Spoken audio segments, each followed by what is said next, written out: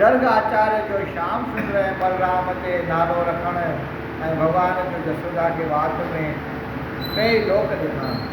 श्री सुखदेव चयो त राजा परीक्षित हिकु दफ़े वाद्य यादवनि जे पुरोहित गारग आचार्य खे घुराए चयो त हे गुरु जी तव्हां मोकल में वञी ॿिन्हिनि बालकनि जो नालो रखी अचो। माने गुरु हुजे न। रोहिणीअ जे पुट ते बि नालो रखो ऐं नंद जे घर में बालक जनम वरितो आहे। गर्ग आचार्य तमामु ख़ुशि थियो ऐं उन्हीअ दम रवानो थियो। नंद वॾे मान शान खां वठी घर आयुसि। हुनजा चंद धोई चरणामृत पीताऊं। तंहिंखां पोइ नंद वेनती करे चयो त महाराज तव्हां हिन बालकनि जो नालो रखो। तॾहिं गर्ग आचार्य चयो त हे नंद तूं उत्सव करे बालकनि जो नालो न रखाए। तूं उत्सव करे बालकनि जो नालो न रखाए। मतां कंस पापीअ खे ख़बर पइजी वञे त वासुदेव जो हिकु बालक नंद वटि आहे। इहो कमु चुपचाप में करे छॾियो। ईअं चई गर्ग आचार्य ॿिन्हिनि बालकनि जे ॼमण जो ॾींहुं ऐं वक़्तु पुछी जोशी मूजिब बि जवाबु ॾिनो। दौरो राम नाम आहे रास जो सुखी रहे सुख राम थींदो महाबली सुरमो नओं रखो बलराम। नाम रखो बलराम। बोल रामचंद्र जी जय। बलराम। हे नंद हिन जा ॿिया बि घणा नाला दुनिया में मशहूरु थींदा। वॾो जोधो ऐं महाबली सुरमो थींदो। रेवती रमन रेवती रमन बि चवंदा आहिनि न रेवती रमन बलदाऊ बलभद्र इत्यादि घणा नाला हिन जा पोषण में ईंदा। तंहिं करे हिन जो प्रसिद्ध नालो बलराम रखो ऐं ही श्याम स्वरूप आहे।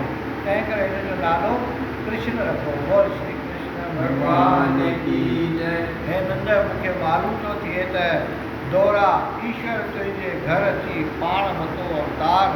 पुट पंहिंजो ॼाणो मतां हेमा नंढो ॿार। विस जो वाली ॼाण तूं दुख भंजन दातार। मारे पापी कंस खे अलॻि कटे आहे। हे नंद ही बालक तव्हांखे बाल लीला ॾेखारे उहो आनंद ॾींदो जो देवताउनि खे नसीब नथो थिए। एतिरो ॿुधी नंद ॾाढो ख़ुशि थियो ऐं गर्ग आचार्य खे ॾखणा ॾींहुं मोकल ॾिनी। गर्ग आचार्य मथुरा में अची वासुदेव खे सारो हाल सुणायो। होॾां ॿई बालक बीज जे चंड वांगुरु हुअण लॻा। बाल लीलाऊं करे माता पिता खे वॾो सुख ॾिनाऊं जंहिं लाइ स्वर्ग जा देवताऊं बि सिकनि था। ॿाराणियूं पोटियूं ॿोलियूं करे सभु कंहिंजो मनु मोहींदा हुआ। गाभनि जा पुछ जॾहिं उन्हनि जे पुठियां बाबड़ा पाईंदा हुआ उन्हनि जो मोहींदड़ मानो ॾिसी गोपियूं शर्म खां पंधु खणी हेठि कयो। पोइ यशोदा कृष्ण खे चयो त पुट तूं हिननि जे घर न वेंदो कर। तॾहिं कृष्ण चयो त माता ही ब्रज बालाऊं रोज़ु मूंखे जमुना किनारे तां घिटियुनि मां वठी मूंखां पंहिंजे घर जा कम कराईंदियूं आहिनि। कॾहिं ॾुध मखण जूं दिलियूं खणाए हलनि। कॾहिं गायूं गाबा ॿधाइनि। कॾहिं त वरी घर जी सफ़ाई बि कराईंदियूं आहिनि। पोइ